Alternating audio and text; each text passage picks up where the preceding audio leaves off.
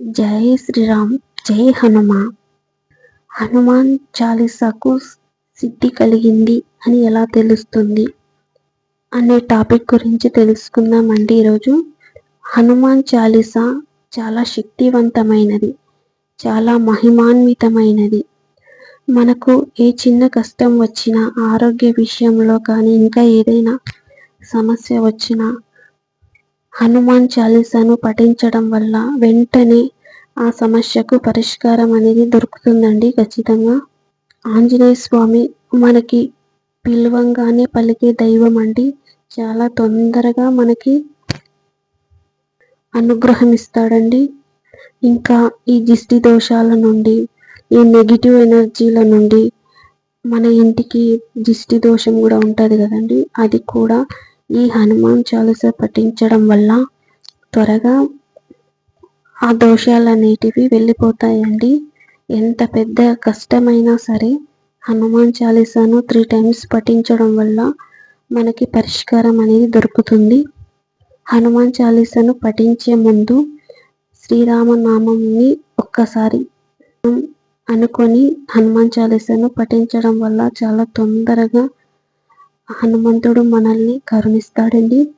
జై శ్రీరామ్ అని కానీ, లేదంటే శ్రీరామ రామ రామేతి రమే రామే మనోరమే సహస్రనామ తత్తుల్యం రామనామ వరాననే అనే రామనామాన్ని పఠించడం వల్ల హనుమంతుడు మనకి తొందరగా అనుగ్రహిస్తాడండి. హనుమాన్ చాలీసాను మనము శనివారం కానీ, మంగళవారం కానీ స్వామికి ఇష్టమైన రోజులండి. ఆ రోజు ఒక దీక్షలాగా పెట్టుకొని ఆ 2 రోజులలో మీరు హనుమాన్ చాలీసాను పఠించడం వల్ల సిద్ధి అనేది కలుగుతుందండి.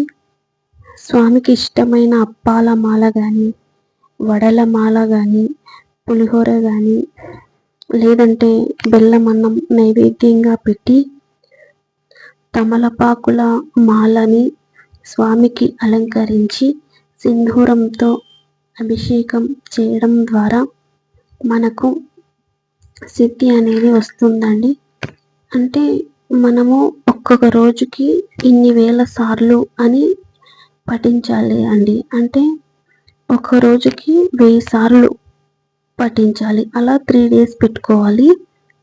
3 days కుదరదు అనుకున్నప్పుడు ఒక్క రోజన్నా పఠించాలి. మనకు వీలైనప్పుడల్లా ఇలా పఠించడం వల్ల నియమనిష్టలతో నాన్ వెజ్ తినకూడదు, బ్రహ్మచర్యం పాటించాలి. అలా పాటించడం వల్ల సిద్ధి అనేది వస్తుందండి. అది ఎలా అంటే ఇప్పుడు 4000 సార్లు పఠించాలండి హనుమాన్ చాలీసాను. అప్పుడు మనకి సిద్ధి అనేది కలుగుతుంది. నియమాలు మాత్రం ఖచ్చితంగా ఉండాలండి, నిష్టగా ఉండాలి. స్వామి ఎందే మనసు ఉండాలండి. స్వామి రూపమే మన మనసులో మెదలాలి ఆ రోజంతా. ఇంకా సిద్ధి కలిగింది అని ఎలా తెలుస్తుంది అంటే, మనకి ఇంటికి కోతులు వస్తాయండి, లేదంటే మీకు వానర సైన్యం అంటే చాలా కోతులు కనిపిస్తాయండి మీకు ఎక్కడైనా వెళ్ళేటప్పుడు. ఇంటికి వచ్చినప్పుడు అవి ఏమైనా తినడానికి చూస్తాయి. అప్పుడు మనం వాటికి ఏదైనా ఆహారం, పండు పెట్టాలండి, అరటి పండు కానీ ఏదైనా కానీ ఆహారం ఇస్తే అవి తీసుకుని వెళ్తాయి. మనల్ని ఏమి చేయవు, భయపడాల్సిన అవసరం లేదు. ఇంకా అమ్మవారి సిద్ధి కలిగిందంటే చిలుకలు కూడా కనిపిస్తాయండి. ఇంకా సీతాకోక చిలుకలు కూడా కనిపిస్తాయి. ఇంకా కృష్ణుడి అనుగ్రహం ఎక్కువగా ఉన్న వాళ్ళకి ఆవులు కనిపిస్తాయండి. దత్తాత్రేయ అనుగ్రహం ఉన్న వాళ్ళకి కుక్కలు ఎక్కువగా వాళ్ళ ఇంటి చుట్టే తిరుగుతుంటాయండి. ఒక 10-15 కుక్కలు వాళ్ళ ఇంటి చుట్టే ఉంటాయి. ఇలా ఒక్కొక్క దేవతకి ఒక్కొక్క జంతువు అనేది ఆకర్షణ అనేది జరుగుతుందండి.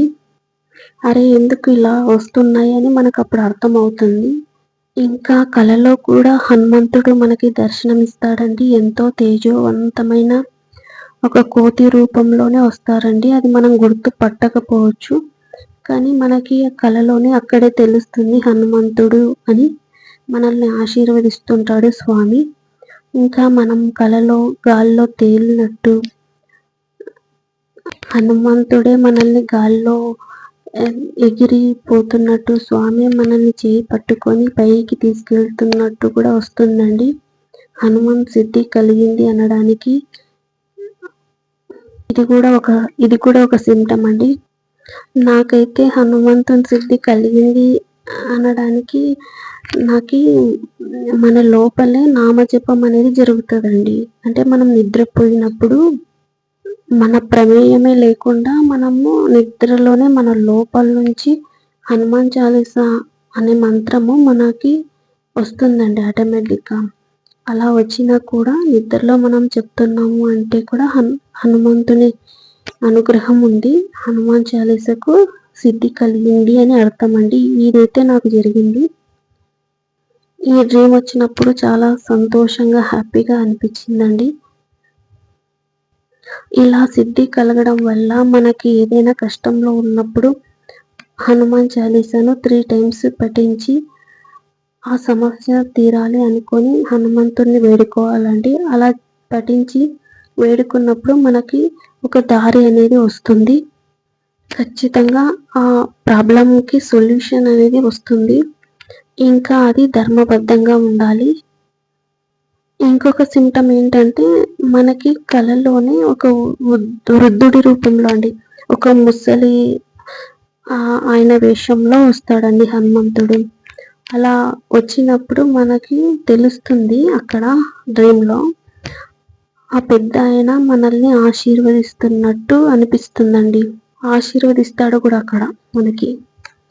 అలా కూడా వస్తుంది, ఇదొక సిమ్టము.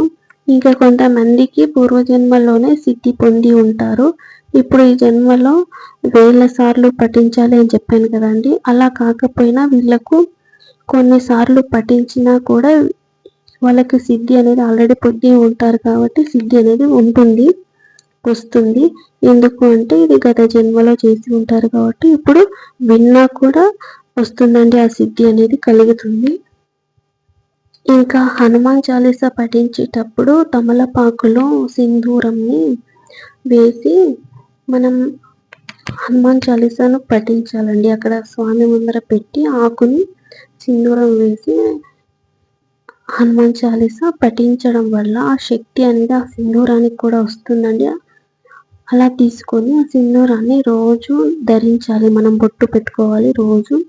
అలా పెట్టుకోవడం వల్ల మనకు చాలా శక్తి అనేది వస్తుంది, అనుకున్న కార్యాలు అనేవి జరుగుతాయి, విజయం లభిస్తుందండి. ఇదొక చిన్న టిప్ అండి.